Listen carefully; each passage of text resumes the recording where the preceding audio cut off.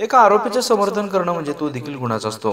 कारण की मसाजोगचे सरपंच संतोष देशमुख यांच्या हत्येचं प्रकरण ताजं असतानाच मात्र बीडमध्ये पुन्हा एकदा धक्कादायक प्रकार समोर आला आहे।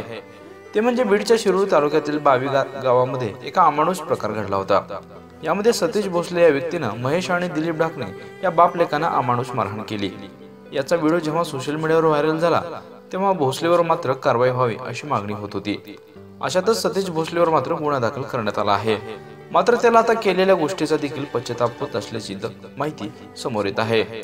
मारहाण झाल्यानंतर मात्र महेश ढाकणे आणि दिलीप ढाकणे यांनी शिरूर पोलीस ठाण्यामध्ये तक्रार दाखल केली होती।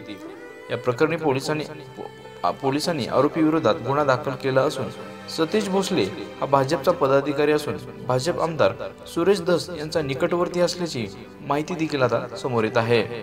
कारण की बीडमध्ये मात्र दिवसेंदिवस गुन्ह्याचं सत्र सुरूच आहे।